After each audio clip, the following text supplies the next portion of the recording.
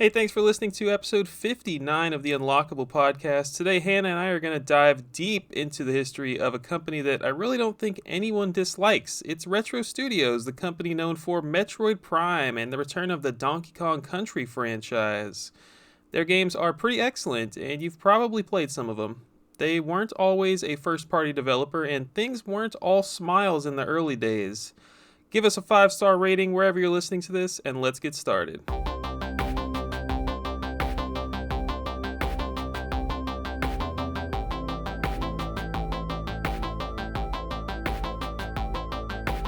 Welcome back to the Unlockable podcast. My name's Christian, and I'm joined as always by the Game Girl Advance SP herself. Howdy, partner. Hey, Hannah. Long time no talk. Yeah, so this is episode 2 for the February month of 2025. We were behind on the last one, but now this will catch us up. And we did some good research. We're going to talk about Retro Studios, the people that did Metroid Prime, the people that did Tropical Freeze and Donkey Kong Country Returns. Yep. Why don't you tell me which Retro Studios games you've played, Hannah? I was just thinking about this 2 seconds before we started. This is not the episode for me to be talking about gameplay, because I've played maybe a couple hours of Metroid Prime Remastered, and that is it. So, whoops. I've played probably all their games. I have not played Mario Kart 7. They did have a hand in that one. We'll talk about that. But yeah, their main 5 games I have played to completion. I like them all a lot. And I think doing the research for this actually made me go and play some Metroid Prime Remastered last night. I'm only like an hour and a half into that game. Me too. That's about it. No, I think I played until the winter, like the snowy planet. I don't remember which one that is, so I don't know how far that is, but it's not very far. Can tell you that one. It's like the second planet you go to, I think. Well, should we BS a little bit? You want to tell me how your life's going in these last 2 weeks? What's been up?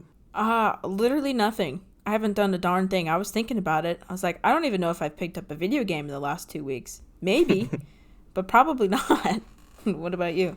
I don't think I mentioned it. I did lose my job before last episode. That was fun. Right. I'm good, though. We're all good over here. I am actively looking for jobs. That's been taking up most of my daytime.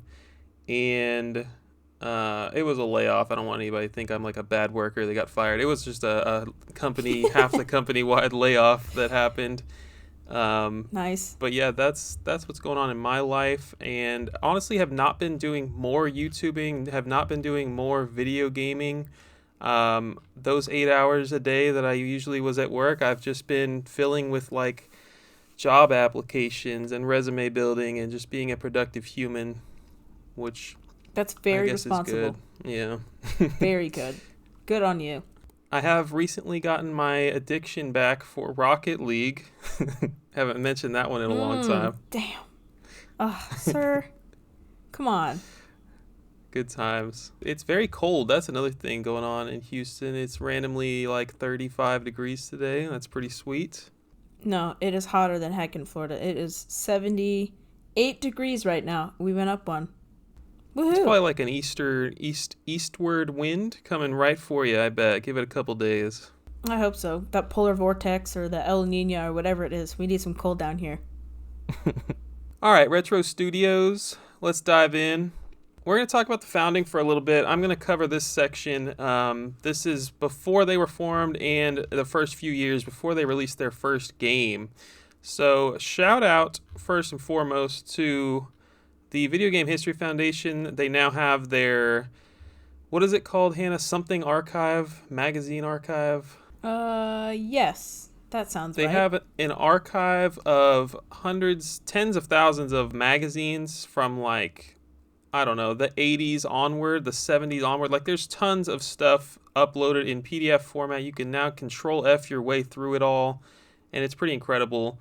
Did not find a lot of background on Retro Studios doing my research through there, but I do want to shout out Polygon. Blake Hester wrote a really good article for Polygon on the founding of Retro Studios. He interviewed 10 former Retro Studios employees, so that was a big help for the research.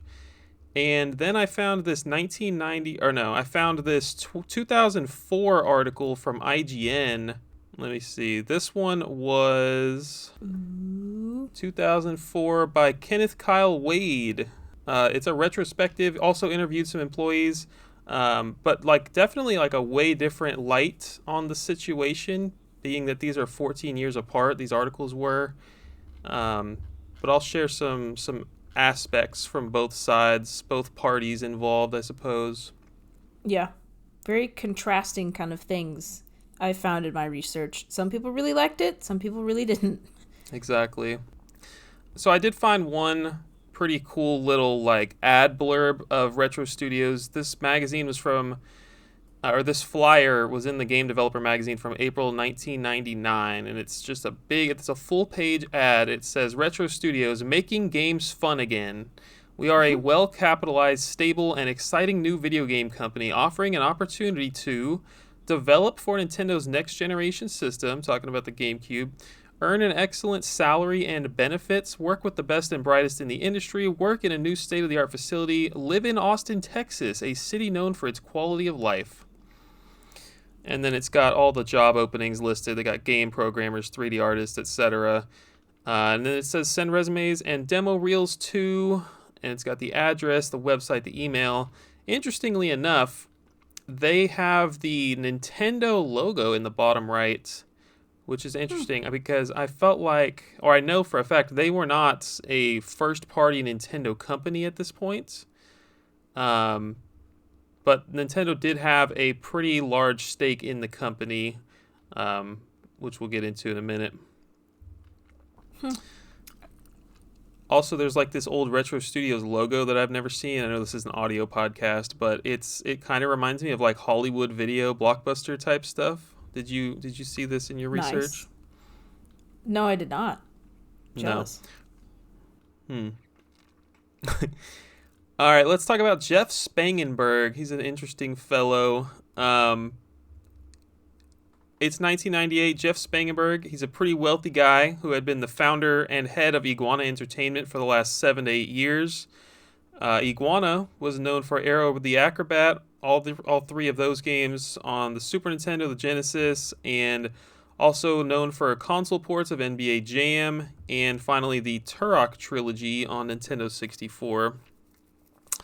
Iguana probably has enough of a background that we could do a whole episode on them. I'm not going to go too deep into Iguana.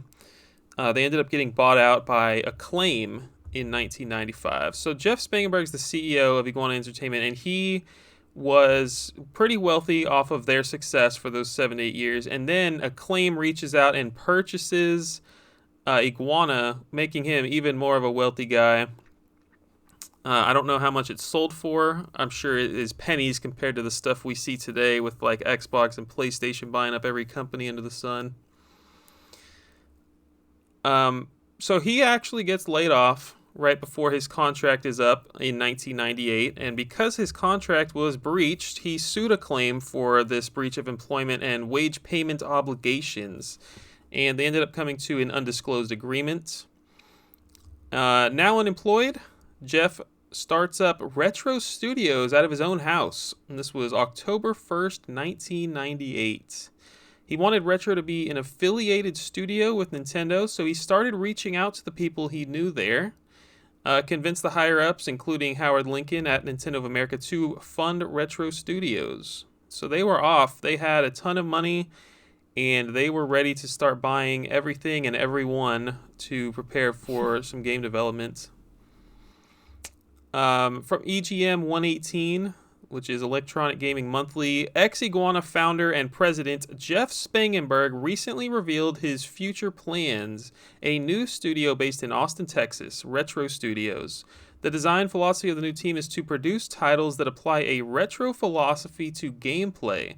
It would appear the new team has developed close ties with Nintendo, and early indications, this part I thought was very interesting, early indications suggest that Nintendo's intentions for Retro are to effectively become the U.S. equivalent of Rare. Rareware Hmm. obviously made tons of big things for the N64. They are based somewhere in Europe. I think it's the UK. Um, so that was interesting. Projects will be funded by Nintendo, but then allowed to develop at their own pace until they are finished. Most interestingly, we are aware that Retro will not be working on any projects for existing Nintendo systems, making this one of the first indications that Nintendo's next generation, in quotation marks, system strategy is up and running. Thought that was pretty interesting. Good little tidbit from EGM magazine. So, last thing I wanted to mention here is with all this Nintendo money is they started investing a ton of money into the people and the staff and everything. They put almost a $500,000 in like $1999 into motion capture equipment. And they also got their own recording studio. So Nintendo was definitely investing into this company like big time. That's pretty sweet. I wonder what that is in counting for inflation and all that stuff. I mean, still Right, yeah. millions of dollars. That's crazy. So now we get into Retro Studios. They brought in staff from all over the world. Both of these interviews made it sound like there were just like, I don't know, legends in this freaking staff. Like they had, even the newbies were excellent apparently. There were animators that had worked on the Star Wars films. There were just like a really stellar collection of artists on the team. Lots of top developers from companies like id Software, Valve, Looking Glass, Iguana, and LucasArts. And I think the impression I got from this article from Polygon was that he was kind of salty about Acclaim. I don't know if I don't know what he was feeling after Acclaim bought him out, but he reached out to a lot of people from Acclaim trying to hire them. I don't know if he had like a an NDA or something, or I don't know if he had like a non-compete where he couldn't do that. But he was Jeff is what I mean when I say he. But Jeff Spangenberg was out there reaching out to Acclaim employees, which is interesting. When I was reading the article, is it because they had the draw of Nintendo like backing them? Is that why they were getting all these like high powered people or like incredibly talented people, or like how did they get so many applications? Was it Nintendo's involvement, do you think? So I read that he wasn't waiting around for people to come apply. He was reaching out to those people Oh, okay, okay. specifically. Yeah. Okay. But then still, why would you jump off to a brand new company if there wasn't a promise of something? That's a good question. I mean, the promise might have just been a lot of money because it sounds like they had a lot of money. Right. Right. Okay. That makes sense. But yeah, other than that, I think you're taking a big risk on a brand new company. But maybe just seeing Nintendo's involvement, Nintendo being on these advertisements probably helped out as well. Yeah. That's what I thought.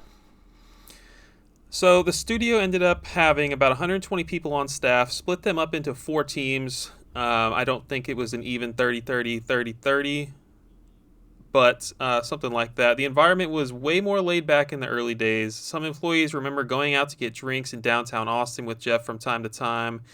And as the company grew, things got really serious. One employee in the IGN article stated that he was working really long 12-hour days, and the team working on the NFL game, which we'll talk about, was even working weekends. So people were working a lot of overtime for sure, probably not getting paid enough for it.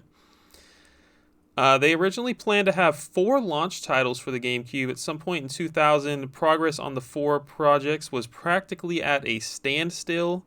People didn't really have any direction from management, according to the Polygon article. Lots of talented individuals in this building, but the entire company only had access to one GameCube development kit for like a long, long time, for years. And this evidently slowed down development big time, especially because the company was making their own engine, which I guess was pretty common back then, but they really needed access to this dev kit. And you know, the Polygon article mentioned that they they saw the dev kit just like sitting in this guy's office locked for like days on end, just not being used because this guy didn't even know what to do with it or something. Like there was just a lot of mismanagement, a lot of miscommunication, it sounds like. That is wild. But why wouldn't why would Nintendo give them more than one if they Yeah, that's wanted a them good to question. make 4 launch titles? It Yeah. seems a little crazy. I don't know. Yeah, I don't know if there was a shortage of dev kits or what. Very strange.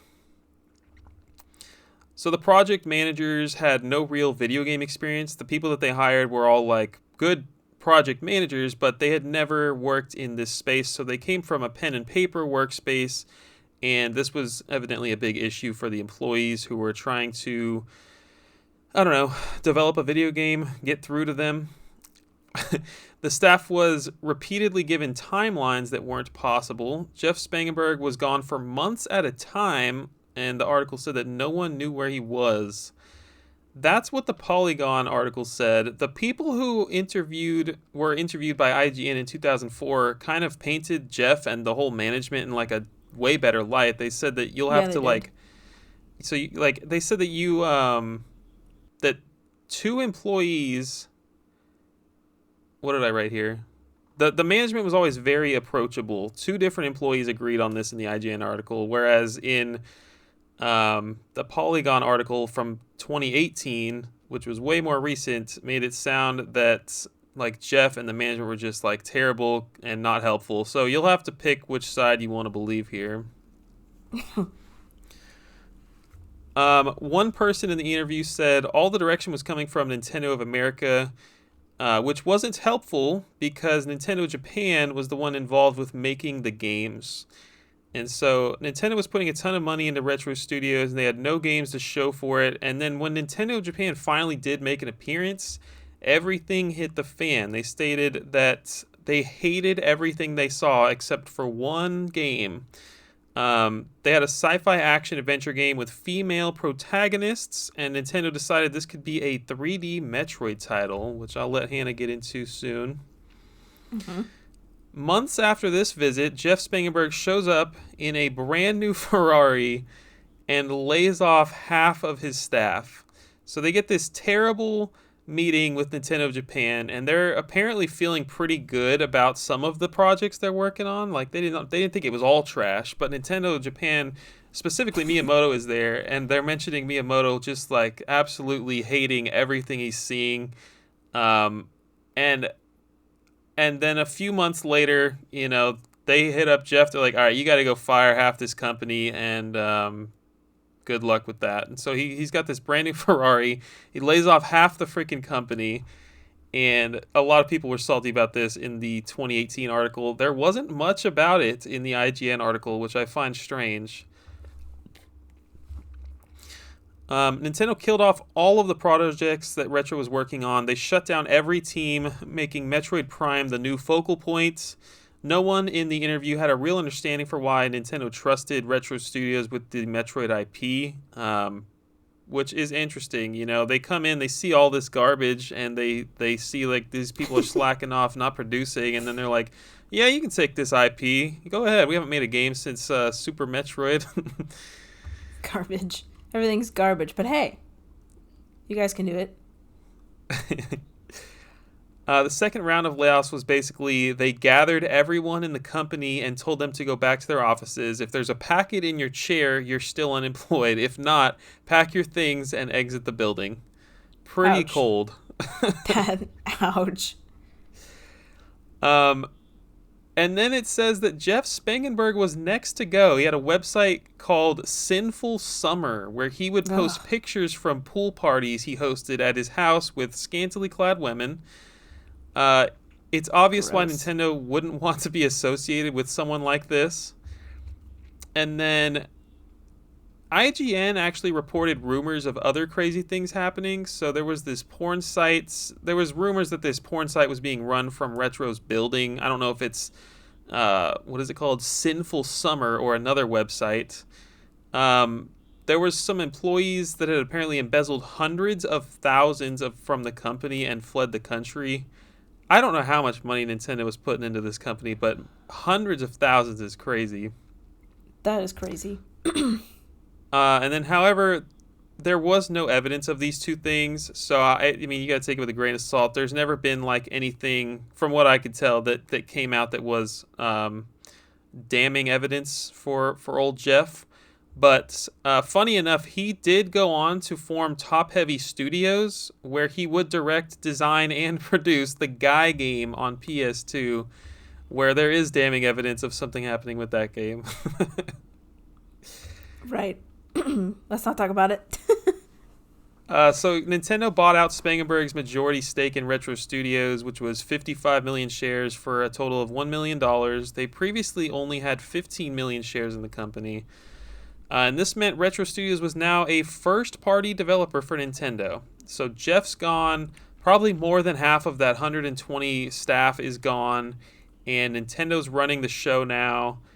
Spangenberg gets replaced by the vice president, Steve Barcia. He had previously been working on one of the 4 launch titles, which we'll talk about later. It's an RPG called Raven Blade. Mm-hmm. And that's what I got. That is the foundation, the very rocky foundation of Retro Studios.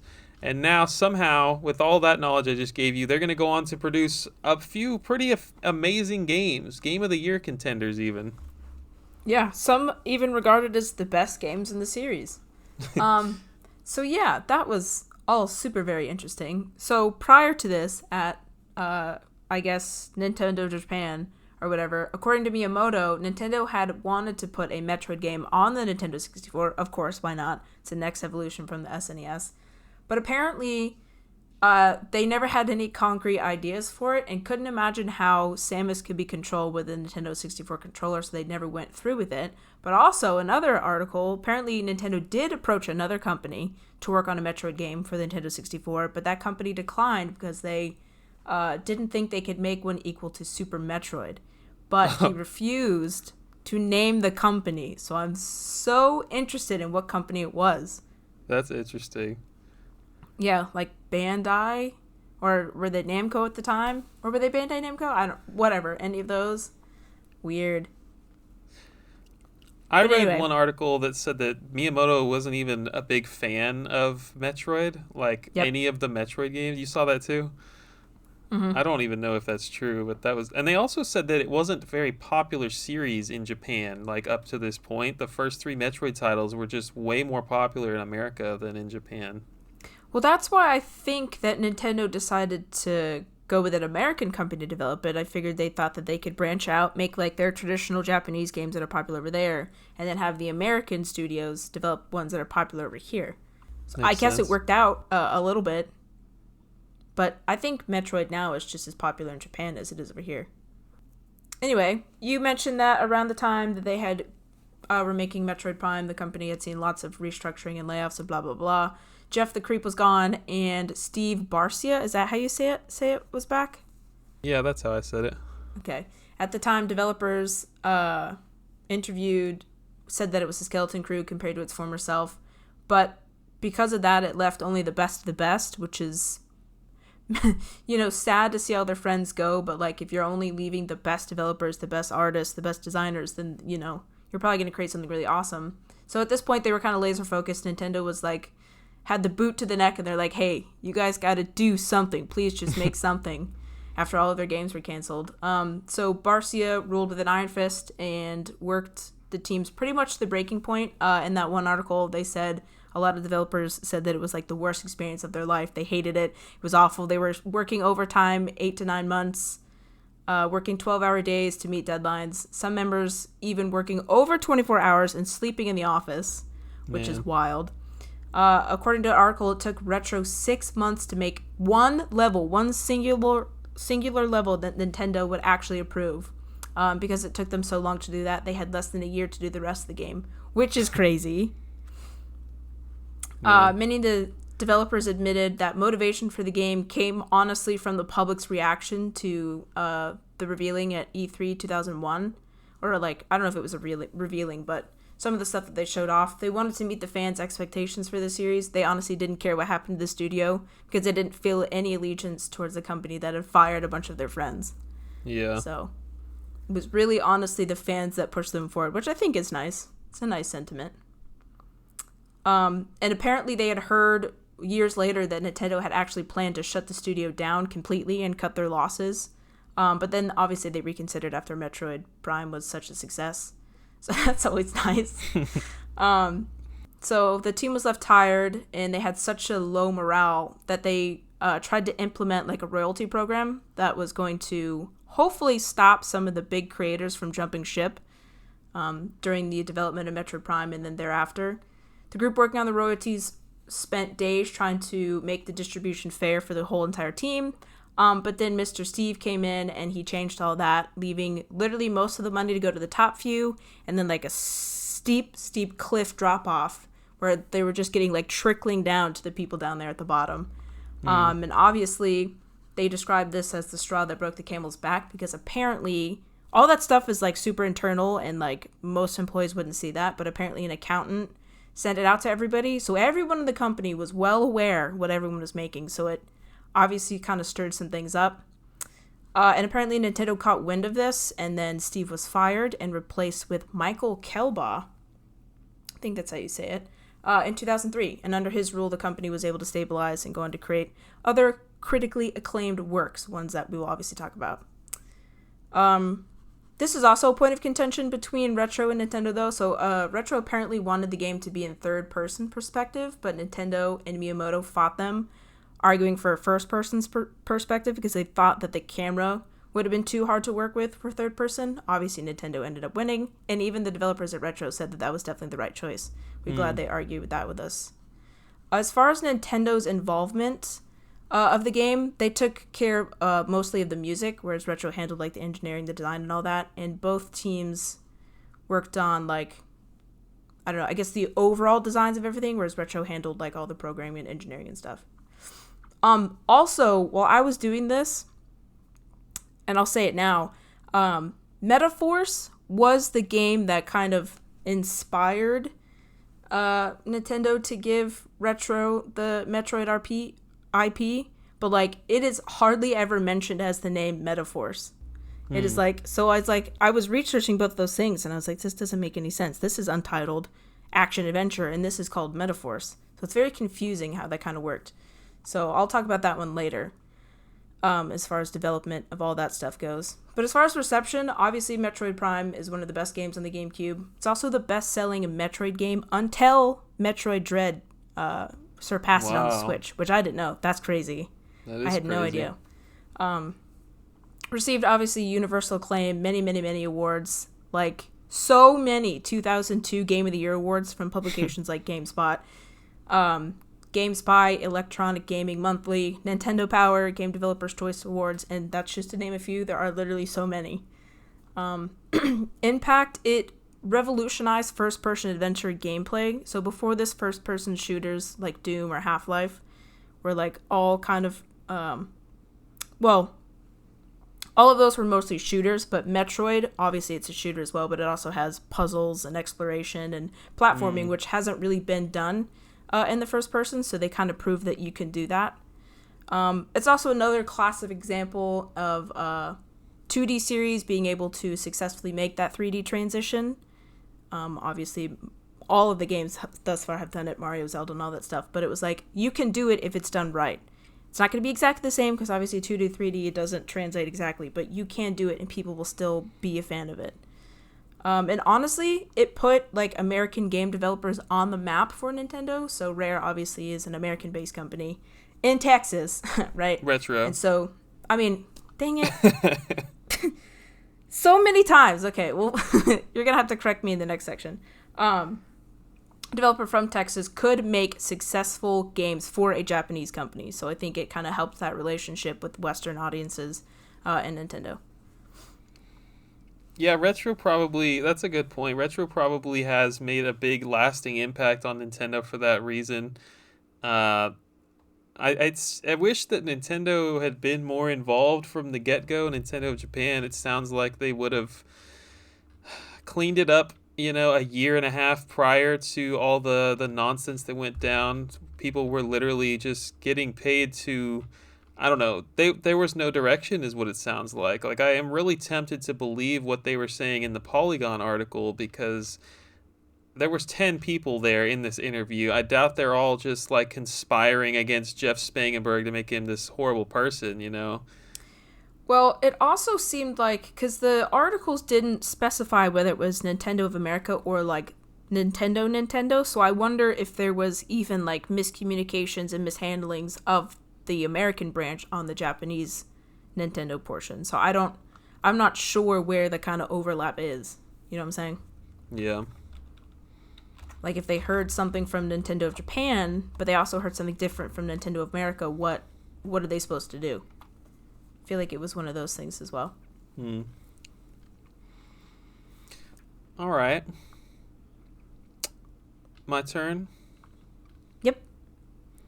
So they ended up putting this guy, Kensuke Tanabe, as he's a big Nintendo producer, or was at the time, probably still is, and they put him in charge of like being one of the producers and kind of guiding the development process of that Metroid Prime after they kicked out Jeff and got rid of half the company. And he would be a big help to them as they were developing Metroid Prime, and he continued to be a producer for the coming Metroid Prime games. So Metroid Prime 2 had an incredibly tight deadline. It came out 2 years after Prime 1. So I imagine, they might have had a few weeks to relax, and then Nintendo sees how absolutely insanely popular and successful Metroid Prime was, and they're like, all right, let's get the next one going, guys. Chop chop. So yeah, November 2002 is when Prime 1 came out. November 2004 is when we got it here in America. So exactly 2 years later, almost to the dot. And Retro Studios was maturing in this time. They were becoming more structured as a company. Nintendo oversight increased dramatically. The game uses a light world and a dark world feature that is pretty cool. So they changed it up. They wanted to keep it fresh in Metroid Prime 2. This required a lot of changes to the original Metroid Prime engine. Went through a ton of iterations with Nintendo. Staff was getting burnt out after the hell that was the Prime 1 development, and they added multiplayer to this game. And interestingly enough, this game would release here way before it came out in Japan. It was more than 6 months before Japan got it, in May of 2005. Wow. Metroid Prime Hunters comes out next. It's in 2006 on the DS. We're not going to go into that one because it was developed by Nintendo Software Technologies, not Retro Studios. And then Prime 3 comes out. And this one started development for the GameCube, actually, but Nintendo shifted focus to the Wii because obviously they had a new platform coming out. The GameCube wasn't the most successful console of all time, and Retro was able to secure an early Wii development kit. Nintendo wanted Prime 3 to showcase the Wii's motion controls, so the core mechanics from the GameCube version that they were developing had to be rebuilt from the ground up, unfortunately.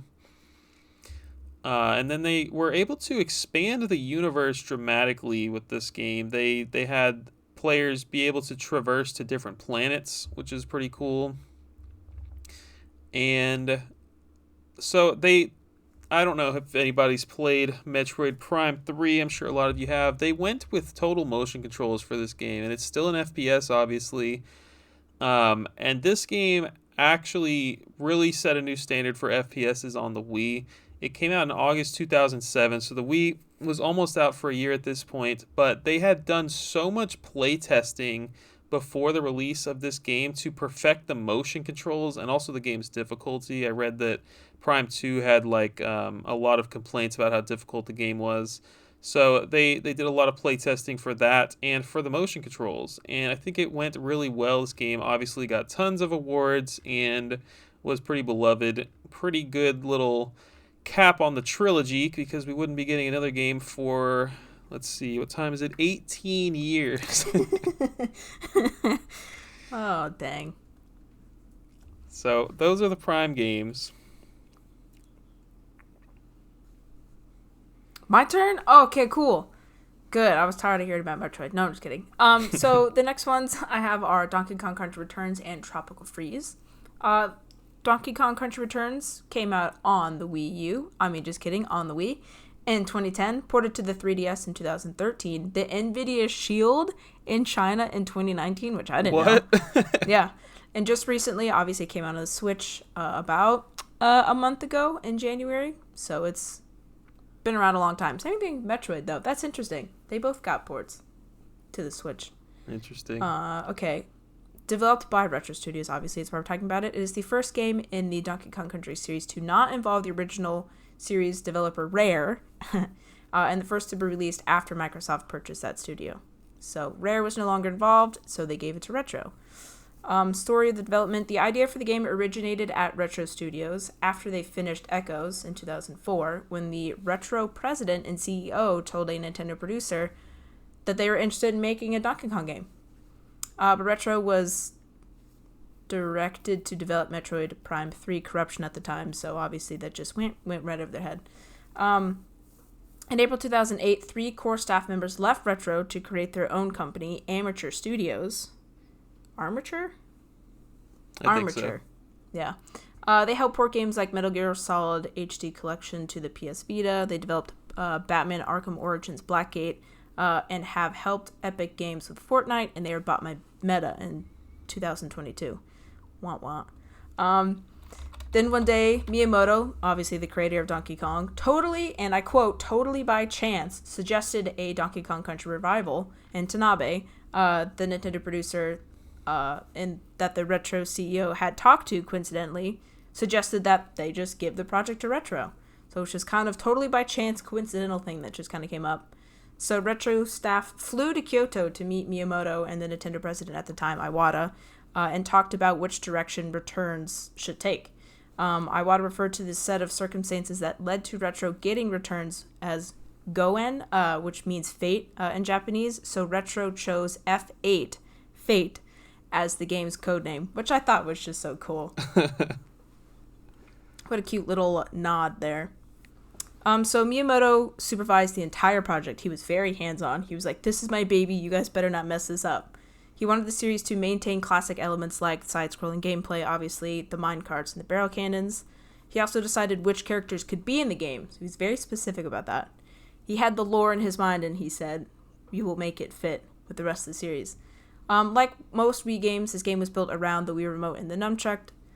While watching a prototype of Diddy's animation, he noticed that it kind of resembled Diddy doing like some kind of a blowing gesture, so he suggested implementing the blow mechanic, which if you play the game, you can talk about it, but the player shakes the Wii Remote near enemies to like put the fire out or like to reveal hidden items.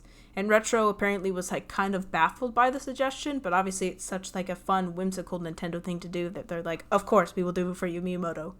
And they ended up actually really liking it, because it's implemented quite a bit, if I'm not mistaken. It is. It's a pretty key Right. thing in the game, and it is very strange. And I think if anyone has complaints about this game, it is the fact that you have to constantly shake the Wii Remote and Nunchuck. People hate Waggle on the Wii. I thought it was really good. But yeah, on the 3DS and obviously the Switch, they have removed that need for Waggle technology. Bummer. But what a cool thing to add on the Wii. So, Yeah. unlike Rare's Donkey Kong Country games, where you can change between the Kongs at will, Retro made Donkey Kong and Diddy a combined character. They chose to introduce surface clinging, so kind of to expand the gameplay to the walls and even to the ceilings. And no underwater levels, which I thought was disappointing. How sad. Those are like the best Yeah. ones. You get to ride the freaking swordfish. It's awesome. Avoid the other fishes. Super difficult, but very fun. Yeah. Retro wanted the game to be difficult to make Donkey Kong Country fans happy, but wanted it to be fair enough for new players to enjoy it too, because it's on the Wii, and you know everyone and their grandma has a Wii. They introduced Diddy's jetpack and pop gun to kind of ease some of the difficulty, but the hardcore players obviously didn't have to play with those things. There was a little contention between Miyamoto and Retro when it came to multiplayer. So apparently Retro wanted the game to have simultaneous multiplayer, like New Super Mario Bros. On the Wii. Super fun.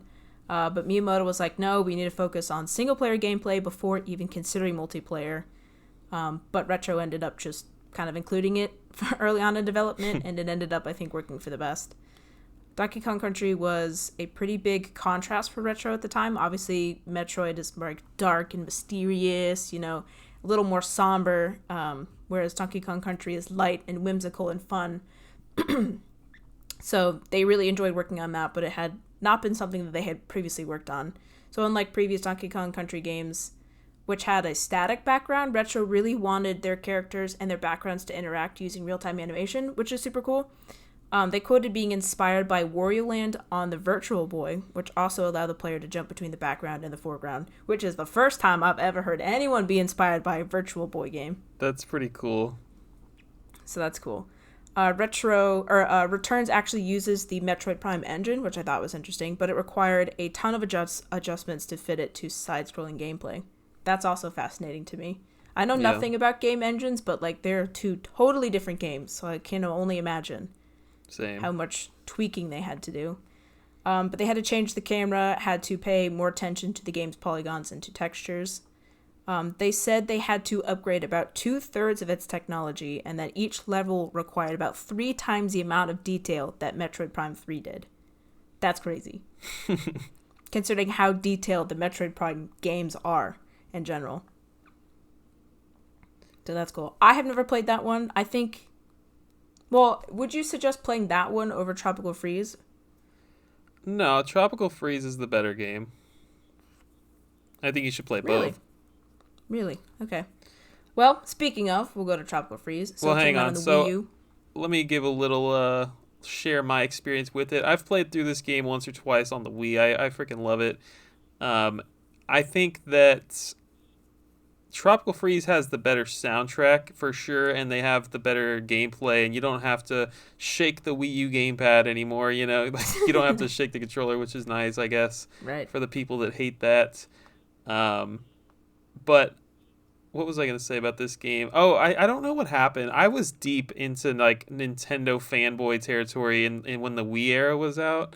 I was experiencing like old games on the Wii Shop channel. I was always on my Wii, playing online, playing with friends locally. The Wii era was pretty huge for me. I was like 13 or something, 2006. I was 10 to 15 playing the Wii. And the reason I bring this up is I don't know why I didn't see this game come out in 2010. I don't ever remember seeing it. It wouldn't be until I became like a video game collector and started buying old crap that I didn't have growing up that I experienced this game. I didn't even know it existed. And it was just like such a breath of fresh air for me. I didn't experience the first 3 Donkey Kong countries either, even though I grew up with a Super Nintendo. It wouldn't be until even after I played Donkey Kong Country Returns that I played the original trilogy. So I don't know what happened. I don't know why I never saw this game come out. Do you remember seeing it in like 2010? No, I don't think I got my Wii until like 2012 or something. So I was far removed from the release. But no, I don't remember. And it's weird because I played the Donkey Kong Country games on the Game Boy Advance when they were ported to that, and I loved those. So like I feel like if I had known that this was in that series, then I might have bought it, but I don't know. I was a late adopter to the Wii. Gotcha. So maybe not. All right, take us to Tropical Freeze. And now you can play it on the 3DS and now the Switch, so it's literally everywhere. There's literally no excuse not to play it. So Tropical Freeze came out on the Wii U in 2014 and then again on the Switch in 2018. So again, no excuse not to play it. But the Switch version got an easier Funky Kong mode, which I know people didn't super appreciate. It was like a huge meme for like years. But again, if you're a hardcore person, you don't have to play Funky Kong mode. That was literally just because people said that the game was too hard, so they introduced that. Retro said that they were pretty excited about this game as they had, and I quote, a lot of gas left in the tank after Returns. They had a lot of cool, fun ideas that they wanted to do. And so Nintendo was like, yeah, sure, make another one. That one was sold pretty well, so why not? They were eager to work on those beloved water levels that they missed out on Returns. And they were excited to use the Wii U's unique hardware for kind of introducing more unique gameplay. Miyamoto was largely uninvolved in the development of this one, so I guess he was like, I trust them to make a good one, so I'm just going to do other things while they kind of work on this one. The game reviewed very well in the high 80s and 90s, so some publications like Destructoid even gave it a perfect 10 out of 10. And I know DK is popular, but I guess I never really realized how popular it was. It sold about 2 million copies on the Wii U, which is like, that's like Mario Kart numbers. That's crazy. And then it sold another 5 million on the Switch. So even several years after it released, it had a resurgence on the Switch, and even more people bought it. So, very, very good. Yeah, love that game. I know they got the that guy, I think his name is David Wise. They got him back to do the soundtrack for Donkey Kong Country Tropical Freeze, and he's the guy that did all of the amazing, beloved music on the SNES games. So that was a big deal. I did Tropical not see Freeze was, I'm starting to wonder if I played Tropical Freeze before Returns. They were pretty close in timeline for me, but both fantastic games. The Wii one is definitely a little bit tougher, especially if you're going to be a completionist and go complete and collect all the crap in each level. But yeah, excellent video games for sure. That's nice. And that came out in 2014, so we haven't seen a new Donkey Kong Country again in 10 years, 11 years. I love seeing your face go down to the calendar to see what year it is, because I've been doing the same thing. Thank you. It's all the way over here blocked by our microphone, so I really got to move to see it. Yes, 11 years is a hot minute. Same amount of time for Mario Kart, actually, which is crazy. That is crazy. Earlier this month, Switch 2. Earlier this month, we talked about Mario Kart and Donkey Kong, and I would absolutely love a new Donkey Kong platformer, 2D or 3D. Well, they were rumored to have been working on one for like the past 5 years, so I don't know if they still are or what's happening. Because obviously they're going to make another Donkey Kong game. It's Donkey Kong. They're not just going to sit on that, especially with all the Universal stuff and the movies and stuff coming out. I can't imagine them not. But where is it? They just announced this pair of Nikes that's coming out that's based on Donkey Kong. That's cool. Who knows what's about to happen with this guy when the Super Nintendo World comes out with the DK extension. I don't know. Plus he's in the movie, the Mario movie, which is a big deal. Right. Could be a Switch 2 thing. I don't know. We'll see. After all, Mario is a spin-off of Donkey Kong. That's right. So every game with Mario in it is a spin-off of Donkey Kong. And speaking of spin-offs of Donkey Kong, Mario Kart 7.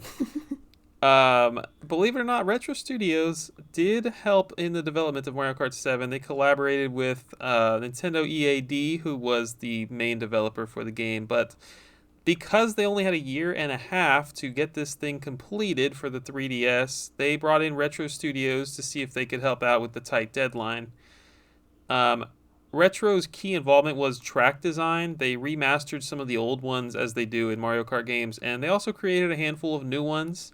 There's speculation you can see on Wikipedia of which ones they actually made and worked on, but there's no confirmed by Nintendo proof that Retro did this track and this track or whatever. Right. But we're going to keep it pretty short on Mario Kart 7 since they didn't really do a whole lot. This did help diversify Retro's portfolio a little bit. They can do 3D, action, scary games like Metroid Prime, and they can do lighthearted platformers like Donkey Kong Country, and now they can make tracks for a racing game. So there you go. Very well versed. But we're going to talk about some canceled games now. They have only those 5/6 games in their whole catalog of development history from 1998 to, where are we in Mario Kart 7? 2014, 2015. So not a lot of games for a studio to have developed. I think it's very weird that they've produced so little, but it's all been such quality, Yeah, it is strange. And they were paid to flounder around for a couple years. They're yeah, we'll make some demos, I guess. So strange. And what are they working on now? That's what I want to know. 10 years. Metroid Prime Wild. 4, baby. Yeah, but even we'll talk about it later. But even that's got such a crazy development history. Yeah. It's like cursed. They're cursed or something. It's weird. So Okay. we're gonna talk about some canceled games. We have the first four that came out where were supposed to be released on the GameCube, like we talked about earlier, Yep. and then we also have three more after that. So go ahead and take us into Metaforce. So Metaforce is referred to in many, many, many, many, many, many articles as just action adventure. It's like that was one of the four games that they were working on. So anytime you see anything referred to action adventure, it's most likely referring to Metaforce. But then I read an article that in 2018 it had been revealed that Metaforce was also the code name for Metroid. So the two are very intermingled. So it's mainly attributed to the reason why Miyamoto and Nintendo trusted Retro with the license for Metroid. He came in and he's like, all these other games are trash, but this one shows some potential.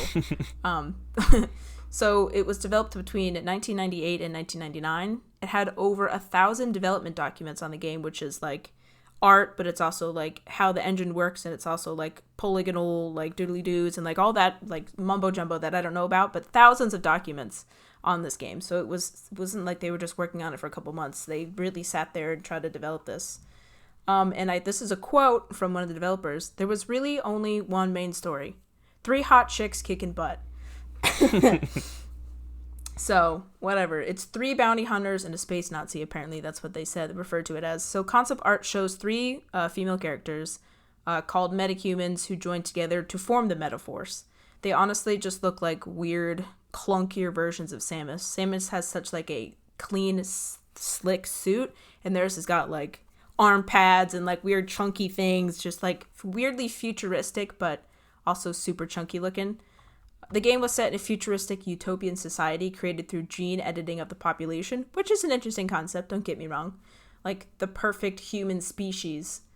In early development, Nintendo liked the project but said that having three main protagonists was probably too ambitious, so Retro eventually cut it down to just one. The game was originally going to be in third person, but was changed to first person after they thought a third person camera would be too hard to implement. So this was all kind of coinciding with the development of Metroid Prime. It's all like, I don't know exactly the timeline, but they're so intermingled that people assume that Metaforce just kind of became Metroid Prime, and that is actually not the case. So during the big retro games cancellation era, Metaforce was the only one spared, like I said, when Miyamoto came to town. Eventually the game was just reworked into Metroid, which I said reworked loosely, because they said that hardly any of the features or any of the character designs or any of that actually made it to Metroid Prime. So it was honestly, it seems like it was just kind of like an accidental like tech demo / pitch for what Retro could do. Basically, It was they third completely. person, right? It was third person, but then they had changed it to first person because that's what Miyamoto wanted. And then at some point, he's like, okay, well, why don't you just do Metroid Prime and just get rid of this? Like I said, Yeah. I don't know the timeline for that, so it's very close. But like I said, they basically rehauled the engine for Metaforce, and by the end of it, like, it was completely scrapped. So there might have been like, I don't know, some names or like maybe some common enemies or some weird character designs that had kind of made it over, but hardly anything. And I don't think anyone could tell you exactly. Like, oh yeah, that's a Metaforce boss. You know what I'm saying? Yeah. That doesn't really, records of that exist. So, yeah, Metaforce was the pre Metroid Prime. Yeah, that's an Found out. interesting story. This whole situation, the fact that Retro Studios survived and didn't just put out like some piece of garbage shovelware after all the crap that they went through, that they came out and just made this game of the year game, first game they've ever made, is really interesting. I think that their history is super fascinating. And it looked beautiful. Like, I don't know if you're going to talk about like what the other games looked like. Like this game, they had like concept art and it looked fine. But like one of the other games looked decently okay, but like Metroid Prime looks so good. Like I know the other ones weren't like polished or anything, but there was like clearly so much love was put into Prime, and the other ones were just kind of like, meh, here's something we can do. You know what I'm saying? Yeah. All right. The next game we're going to talk about from the canceled GameCube starter pack was the NFL Retro Football game. This info is coming from Unseen64. Retro Studios wanted to make a Mario football game originally. I've heard a lot about this one. Yep. Nintendo said they wanted a more mature title, though. So basically, EA was making Madden. Sega had their NFL 2K line, and they eventually said that they were going to be bringing both of those series, EA and Sega, both said they were going to be bringing those series to the GameCube. And with that, Nintendo finally was like, hey, we really don't need that mature NFL game you guys are working on anymore. We're going to scrap that. So this would have been published by Nintendo, obviously. And I guess they just felt like the space was too crowded and they just didn't need yet another football simulator on the GameCube. There were screenshots and even some early tech demo footage out there for this one. And one of the interviews said in this Unseen64 article that as recent as 2 weeks before the game was canceled, they were still hiring personnel to work on the game. So it really just came out of nowhere. And one more thing worth noting here is that the GameCube was actually supposed to come out like earlier than it did, and it was supposed to be timed super well, at least in America, with like the NFL season. And so this game would have been a perfect launch title for that. It ended up coming out like after the season was already over, and so that combined with the Madden and 2K coming to the GameCube was probably what put the nails in the coffin for this one. But yeah, if you ever want to see, there's like a few clips of this game in action, just tech demos really for like 45 seconds each, showing what this game was going to look like. They were really proud of their like character creator, which is just such a normal thing to see now, but like they had a character creator thing that looked interesting, I guess. Yeah, there's stuff out there for this game. Bummer. What a shame. And then we have Car Combat. This was a car combat game that later became known as Thunder Rally. You have any experience with the Twisted Metal games? I do. My cousin used to have one, and I thought it was so cool how, like, gory and, like, weirdly scary it was. I think it was 4 on the PSP, or 2. But yes, I have played it, and it is fun. Nice. I don't have any experience with it, but that's what this game was supposed to be, a Twisted Metal killer, apparently. Specifically Twisted Metal Black, which was on PS2. This was supposed to combat that car combat game. They wanted to do some pretty hefty stuff with this game. They wanted to combine 4-player split screen with online play. Like, Retro Studios was deeply looking into what it would take to make this game have a network functionality. And the GameCube does support GameCube functionality. You know, there's the Phantasy Star Online, and believe it or not, I'm pretty sure you can like play Mario Kart online or something. What? I don't know. You have to buy like a network adapter, and I'm pretty sure no one had one back then. I was like 5 playing my GameCube. I don't know much about it, but they really wanted to make this an online game. It turns out that this was going to cost a fortune, and so they went away from that. But also, the Nintendo never really provided them with detail on how the network play side of things was going.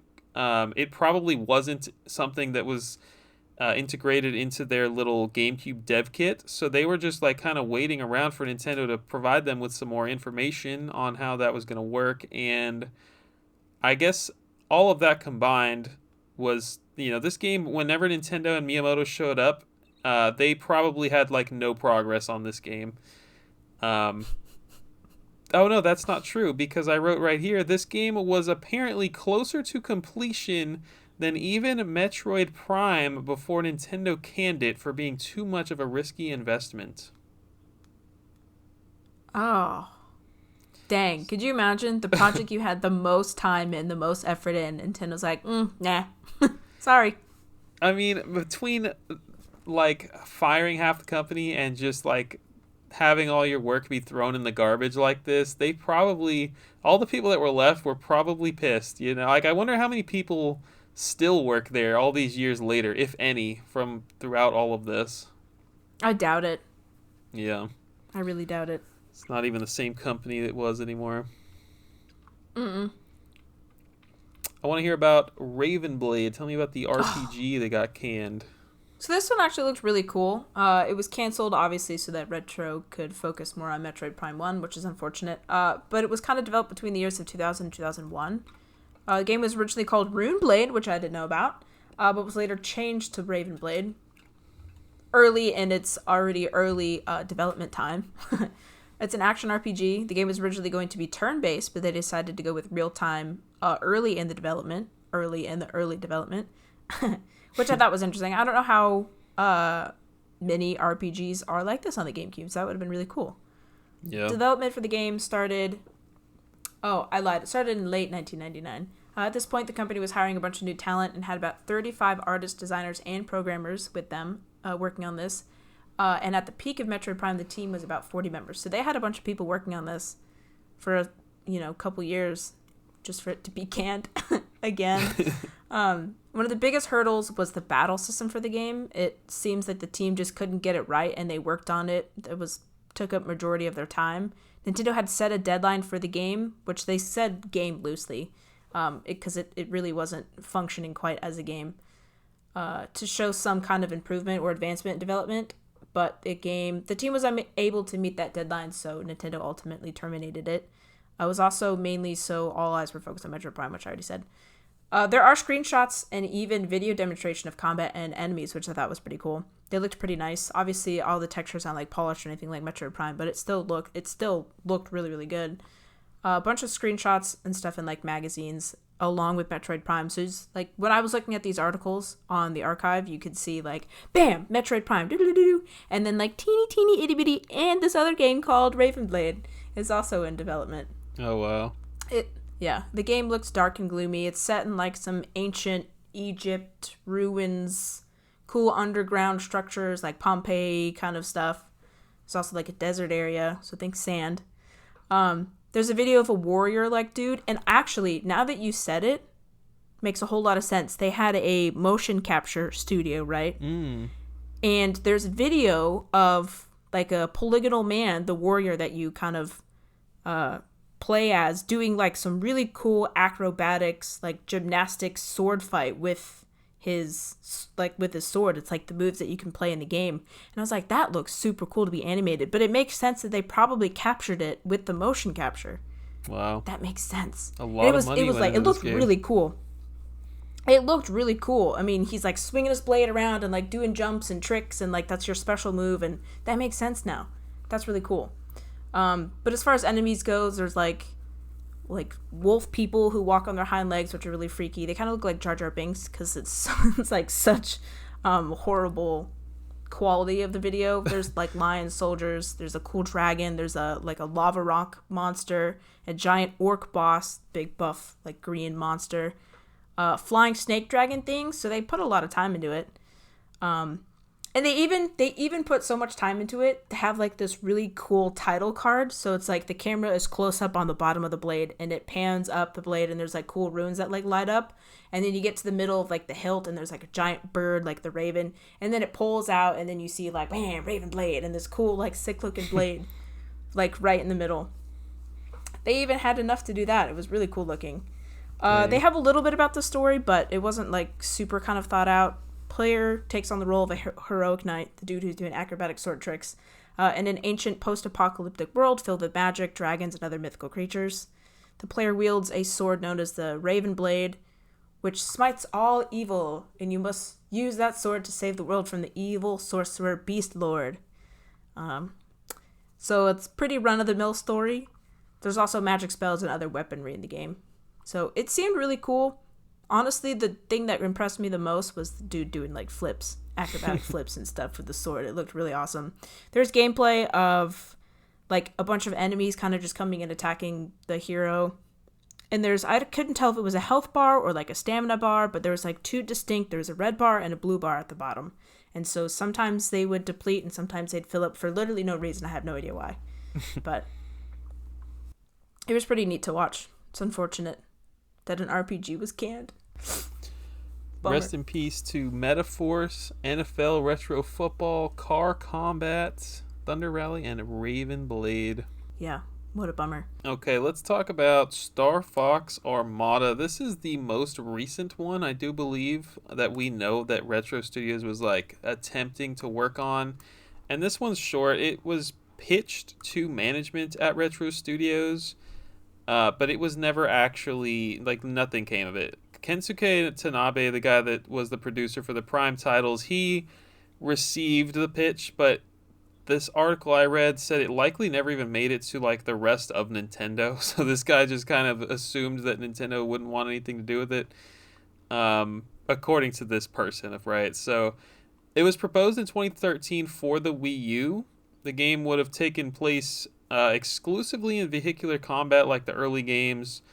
But it did say that you could run around the Great Fox, which is, I know a lot of people don't play Star Fox. That's like the main ship, and it's the thing you walk around on in Smash Brothers on the Corneria map. It's that big thing. Oh, okay. Nice. And so it would have taken place after Star Fox 64. It would have been after Andross's defeat, and it would have had multiplayer for co-op campaign and also had like a battle mode with traditional dogfights. But yeah, Nintendo never even got to see it. They probably don't know anything about Star Fox Armada, and this one is really just a casual mention because we did end up getting a Wii U Star Fox game, 2 of them technically, in 2016. And it doesn't sound like it was anything like Star Fox Zero, so this game had no impact. Retro Studios had no involvement on Star Fox Zero. That's it. That's all I got for this one. Bummer. And we both know the Star Fox game sold really well on the Wii U. But they did come in a super cool box. Yeah. That I appreciated. That was cool.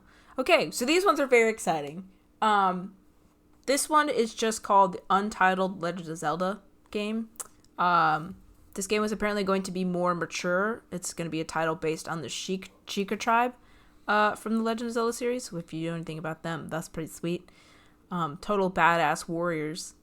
The game would possibly explore what happened to the last male Sheik after Ocarina of Time's bad ending, in which Link dies trying to defeat Ganon. So that weird point in the timeline where it splits into 3, this is one where he dies. This comes from Sammy Hall, a former Retro Studios contract artist. He worked on some concept art for the game, and links to his profile were shared online in May 2020. I remember this hitting Twitter and being like, oh my god, that would have been so cool. Interesting. So not that long ago. All the drawings were noted to be used for pre-production between 2005 and 2008, speculated to have been planned for the Wii or a Wii U release. Drawings were a, and I quote, fun pre-production origin story of the Master Sword, within the bad ending of Ocarina of Time, exploring the last male sheiks, in quotes, after a genocidal ethnic cleansing, always fun, journey transforming into the Master Sword, all while the Dark Gerudo are giving their 100-year birth to Ganon. Super neato. It was supposed to be an action/JRPG. I don't know exactly which one it was going to be. It doesn't say. But that would have been damn cool. And the concept art looked really, really, really neat. It was like, did you play? No, you didn't. Age of Calamity? No.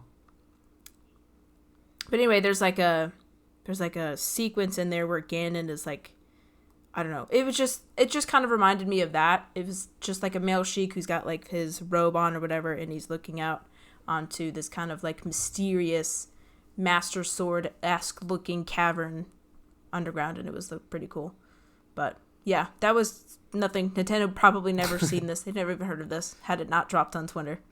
So cool. Then the next one, though, this one was handed over to Nintendo, and they're like, nah, we're good. So it's called Heroes of Hyrule. It was only ever a pitch, so, you know, Nintendo saw it. They didn't take any interest on it. It was a Legend of Zelda spin-off game for the DS, which is cool. Unlike most Zelda games, though, Link would not be a playable character. Instead, the player would play as a boy named Corey, along with a Zora, a Goron, and a Rito. So Link is just put on the background. He's in it, but he's not like a main character. It was pitched to be a story-driven game of exploration, puzzle solving with strategy combat. Unfortunate. It would appeal to fans of the Zelda universe as well as games like Final Fantasy Tactics, so it's along the lines of that. Other strategy RPGs, unlike other strategy RPGs, this game would focus on item collection. There will be no character classes or traditional leveling up in RPGs, but players would still be able to increase their health and their mana as well as acquire better items and weapons. So, kind of very similar to other Zelda games. It would have interactive environments where players could interact with the environment using items to help them achieve goals. And this is the coolest part, in my opinion. It's called a back to forth gameplay, which I've never heard of. But basically it means that the player could control the players in different timelines. So the boy, Corey, would be used for exploration in the present. And the three heroes, the Goron, the Rito, and the Zora, would be played combat in the past. And so the stories will intermingle there, which I thought was really cool. And of course, like Zelda games, they'll have mini games, which was cool. So the story starts off, it says 100 years ago, three heroes, the Goron, the Rito, and the Zora, defeated an ancient evil and sealed him away in a magical book. The land saw peace and freedom for many years until a young boy found said book. The book is Ganon's spell book, and he infused some of his life force into the book so he could never die. Like Voldemort and the whole Horcruxes in Harry Potter, right? The heroes tried to destroy the book, but they couldn't, so they tore some of the pages out and scattered them across Hyrule. Some of the pages were even entrusted to Link. So the boy who found the book, he was fooled by the book and travels through Hyrule to find the pages. And of course, that brings back Ganon and, what he does when he resurrects. But I thought that was such a cool concept. It is cool. But alas, Nintendo was like, nah, we're good. They'd rather do fucking Tingle Rupee Adventure or whatever the heck that was. Right. Stupid. We never even got those. Stupid. Here in America. I mean, yeah, that's pretty sweet. I think both of those sound really cool, even though the first one never made it anywhere. I agree. I mean, just a darker... I mean, Zelda's super dark, and I will reiterate that every time. Zelda is horribly scary and horribly dark in the atrocities that happen. But just a more mature Zelda game, I think, would be really cool. And you don't even have to, bring in Link or Zelda at all. You can put it way, way, way far in the past. Have it be following the Sheikah tribe or anything like that. Or even the original hero. The original gods. I don't know. I just think something mature would be awesome. Yeah. In the Zelda franchise. Absolutely. And that brings us to today, February 19th, 2025. So, Metroid Prime 4 is the only thing that we know of that Retro Studios has been working on since freaking Mario Kart 7. And I reiterate, this company has not put out a lot of quantity. There's just a ton of quality. Metroid Prime 4 originally revealed, it's been 8 years now, almost, at E3 of 2017. There was a report from Eurogamer that this title was being developed by Bandai Namco, as everyone knows, but there's really no confirmation of this. We just talked about this last episode, but we have no idea who was actually developing it if this Eurogamer report is not true. Development was restarted in 2019. So Reggie comes out in 2018. Nothing to show for Metroid Prime 4 throughout the entire year of 2018. And Reggie comes out and he's like, hey, things are going great. We'll show you stuff when we have stuff. And all of a sudden, after we hear that, the following year, 2019, they're like, yeah, we just want to let y'all know that development has re-begun under Retro Studios. So, F you to whoever was working on it beforehand. But, that's pretty much all we know about this game. Or at least all we knew for a very long time. And so you get these weird rumors left and right, and you get people on Wikipedia just so desperate for information that you're looking at LinkedIn job postings, And so in 2020, we get Retro created a job posting for storyboard artists who could work on emotional and innovative scenes that elevate the narrative. So one source took this to mean that the game will have more cinematic focus. That's the kind of crap that we have on Wikipedia about this game, because that's all we have is to go off of. Finally, in June of 2024, we got our first trailer along with the title Metroid Prime 4 Beyond. The only thing I can really, I mean, we talked about it last episode, but the only thing I can really say about this is that it just looks very similar to previous entries. You did see this guy Silex, who is from Metroid Prime Hunters on the DS, and interestingly enough, Kensuke Tanabe said that way back in 2015, he said that Silex could be a big part of a new Prime game. So even before this one was announced to be in development, that is who we ended up seeing in this 2024 trailer, which is pretty cool. The game is currently scheduled for a release this year in 2025. We'll see about that. We don't know if it's coming to Switch or just Switch 2 or both.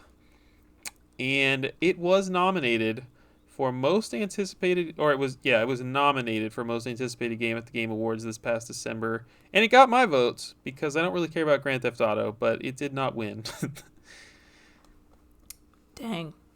Well, my question is, one, why wouldn't they just give it to Retro to begin with? Why did they even try to give it to someone else? I mean, they've obviously proven that they can make 3 great ones. So that's weird. I really want to know, right? what's going on at Retro behind the scenes. Like, what were they doing after Mario Kart 7? They just, go to work every day and drink coffee and just, sit around for 8 hours? Like, they can't just be doing nothing. Like, what's going on over there?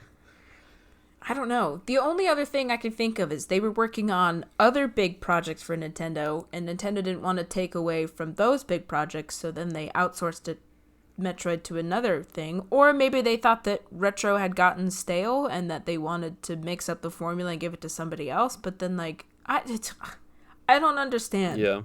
I'm not Nintendo, so maybe I never will, and I don't know what's going on behind the scenes, but, that to me seems like a slam dunk to give it to Retro. Yeah. They have not messed it up yet. I don't know why you would change it up all of a sudden. As for the future of Retro Studios, I don't really have much to say. I could only hope we receive a new Donkey Kong Country game from them. I feel like Metroid Prime is borderline a new IP with how much they redid the franchise, right? They went from 2D to 3D, and it is technically still this search action genre that the 2D games were, which is really impressive that they took that into a 3D space, kept that same design, that core concept, and were able to do that. But this is almost a new IP the way that it was handled, and I would love to see them take a new IP. I would love to see Nintendo trust them with something totally brand new. They are a first-party developer for Nintendo. I think that they are underutilized. It seems like they make no error. They are so good at what they do, even if it's not been the same developers technically every game. This studio itself seems to release nothing but gold, and I don't know. I would love to see them create something new. I'm excited for Prime 4, and I hope that we get more Donkey Kong from them, because they know what they're doing over there. Well, clearly they got good ideas. I mean, we just had 7 of them. They're all pretty darn good. So, I don't know. I am not excited for Metroid Prime 4. No, I am. I'm excited for the Metroid fans. But, Yeah. It's whatevs. I got to catch up on the other ones, and that's not going to happen. But a Donkey Kong game would be cool. Or a 3D one. I know that they didn't do the 3D one, but, they could. Yeah. Clearly they are capable. I would love to see it. It's a mystery. We don't really know anything about what's going on behind the scenes over there. But that's what we got. Did. I think that wraps it up for Retro Studios history. Yeah, it does. Look at us. I feel like that went really well. I feel like the research was good. We found some really good freaking articles. I would totally recommend, if you want more information, that Polygon article was very good. Highly recommend. Yeah, Polygon and freaking IGN, they're doing good work out there as journalists, You just gotta find them. Yeah, sometimes. At least 10 years ago they were. So. Well, I don't have a lot of news written down. Do you have any news between the last 2 weeks since we recorded to share?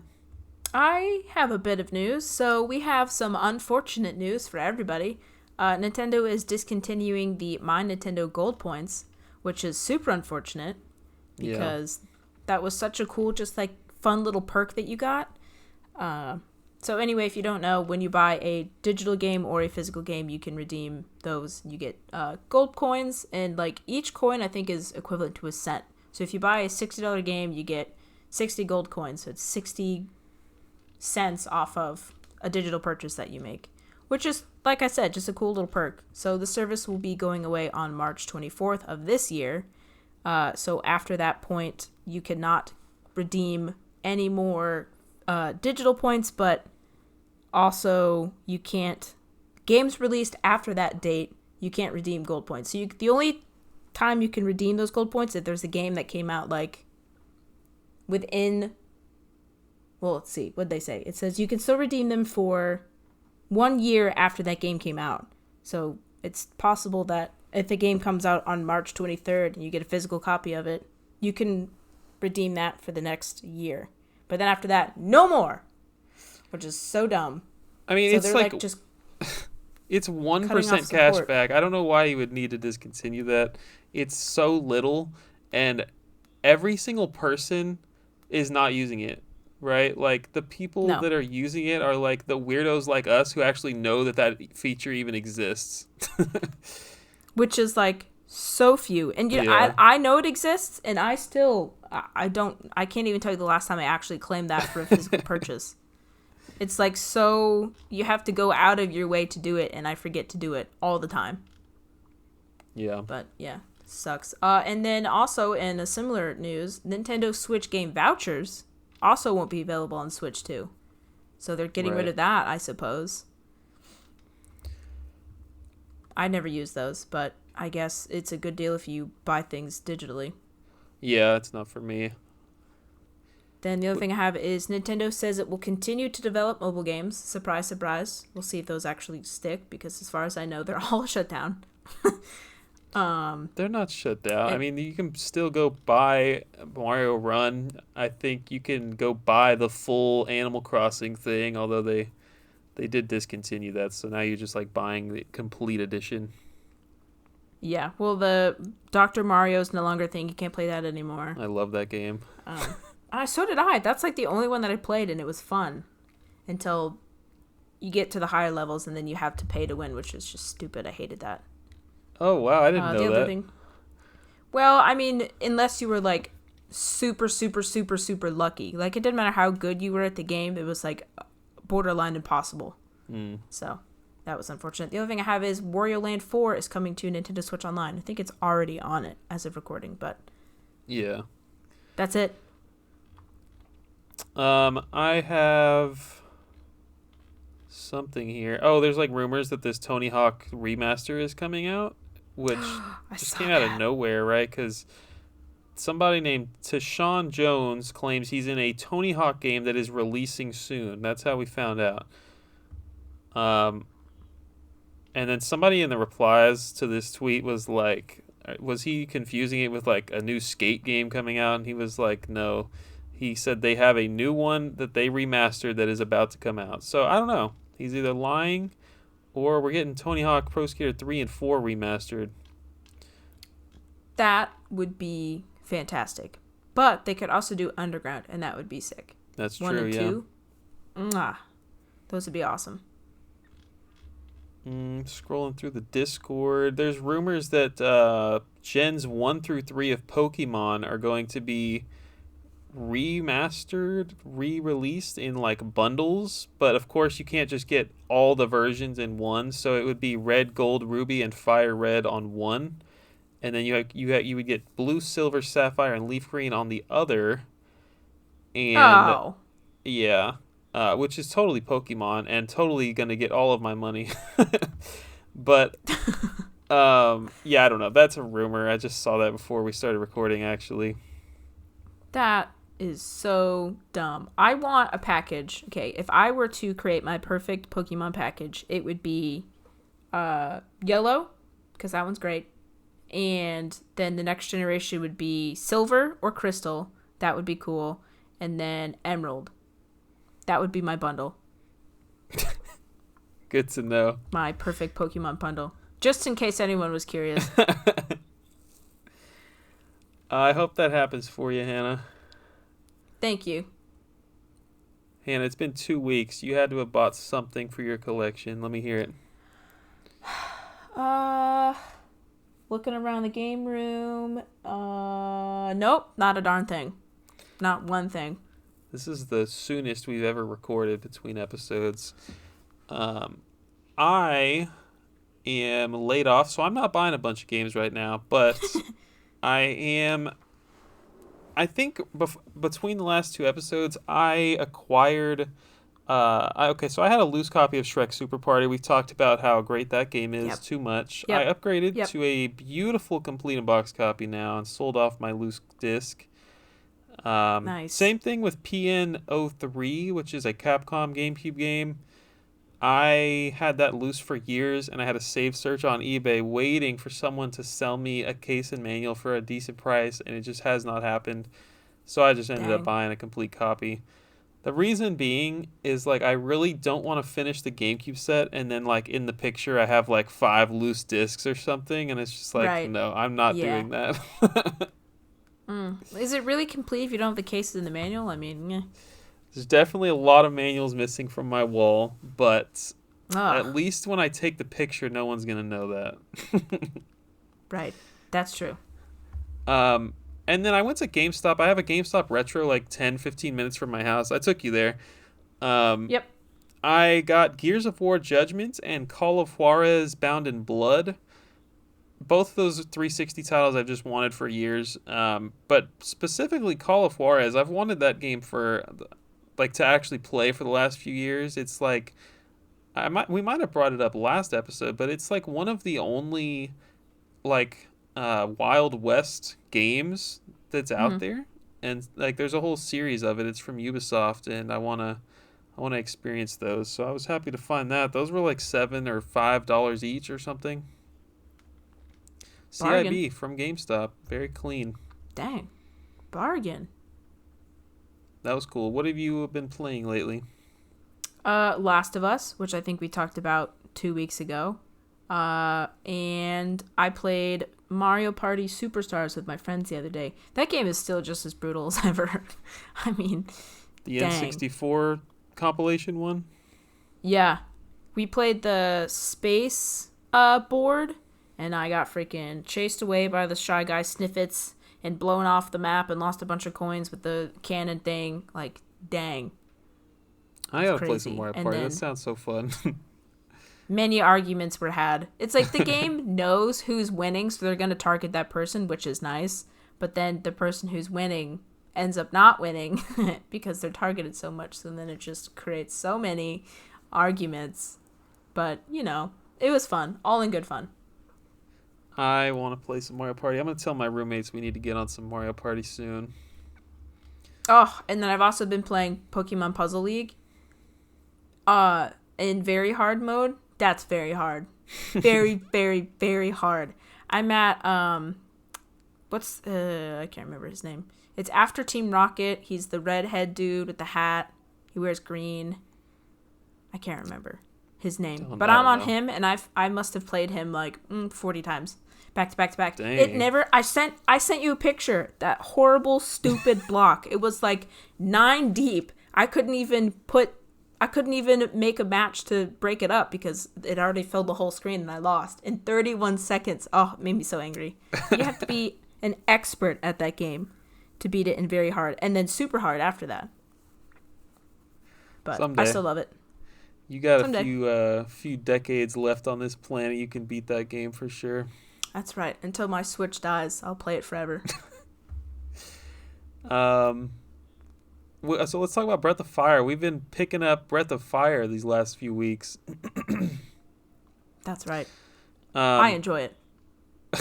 What do you mean? What do you mean you enjoy it? Why'd you say it like that? Because you were going to say it's stupid. You're playing Octopath Traveler with your cousin, and then this is so much worse. I forgot about Octopath. I'm glad you brought that up. Breath of Fire is an interesting one. So we actually thought that Breath of Fire 1 wasn't on NSO, so we started playing Breath of Fire 2. And you guys might remember we played Breath of Fire for like an hour or two, like, I don't know, 7 years ago or something crazy. Yeah. Um, and if you're confused, we're playing this online because it's a single player game. We're just taking turns on the NSO. Mm-hmm. It's got a nice feature where you can um, take turns even though it's a single player game. It's pretty cool. But yeah, we started playing like the first 15 minutes of Breath of Fire 2, and we're like, man, I swear I've never seen this game in my life. Did we play this game? It's not this one. No way. And so we backed out, went back to the NSO menu, and we're like, oh, there is a Breath of Fire 1 on the NSO. I don't know why we both were so wrong. I don't know. Weird. That game's pretty good. It's fine. The soundtrack's really good. I mean, it's a turn-based RPG. I don't know that it does anything unique that hasn't been done prior to this game's existence, but I'm having fun playing it with you. Nope. I agree. I enjoy it. There's some things like you can go into a town and you'll go into the houses and then like nothing has changed between that one and the neighbor's house, and it's like, well, why even be here? Why would I even go here?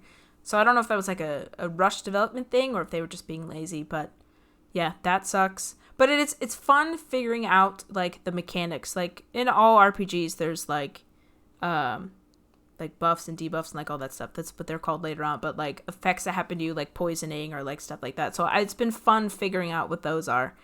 And there's no like, you can't beat the game without the manual or at least having some kind of guide because you don't know what all the things do, which is unfortunate. You'll get something called like BSTN. And you're like, well, what could that be? Guess we'll throw it at the enemy and see what happens.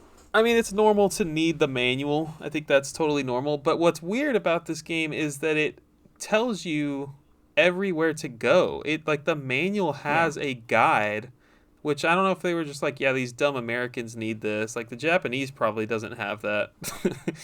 But Yeah, I don't know. The manual is certainly a key in this game. I'm enjoying it.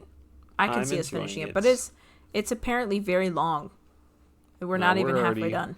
We're already like 12 hours in. We're sticking with it now. Yeah, we are. We're gonna complete this. We're gonna be Breath of Fire completers. That being said, Octopath Traveler's so much better than this game, and I'm just See, started I knew it. I'm a good like 5 or 6 hours in with my cousin. It's fun. How much did you play? I didn't get past the demo. Oh, okay. So this game is like, I don't fully understand how it works yet with the 8 paths, but you choose one character out of 8 from the beginning, and that's kind of like you go through that person's story, and it actually reminds me of Trials of Mana in this sense where you go around the map and then you go recruit other people as you progress in the story, and then you get to experience what would have been like that character's chapter 1. So you get to like go back and just play through their like what got them to the point where you're finding them now. And I guess you get to do that with all 7 of the other characters, which is nice. It seems open world in a sense that like I can go do things in whatever order I want. I can go find people, or I can go do the main objective for this character. Like it seems to be at your own will, if I'm interpreting it correctly, and it's a beautiful game. I think everyone knows that beautiful SquareSoft or Square Enix art style that they've been doing since Octopath is like, it's pretty iconic now. It's really pretty. I think they call it HD 2D or something, but the thing that stands out about this game the most is the combat. It does a really good job of adding multiple layers of depth to this freaking turn-based RPG. You know, you've got your standard attacks with like a sword or a spear or a bow and arrow, but then you also have like I'm using this character that's a huntress, and she can summon freaking monsters or like animals, I guess, forest animals to come and attack your enemy. And there's also like this like boost thing that you can push. You earn like little battle tokens every turn, and you can make your moves more powerful. I'm pretty impressed with the combat more than anything with this game, and the story is pretty good for these characters. I'm liking it. 6 hours in, I'm liking it a lot. Dang. That sounds fun. Yeah, it is fun for sure. Other than that, I have been getting addicted to Rocket League again, and we don't need to go into No. that. We can talk about Donkey Kong Land, which I might have mentioned last time.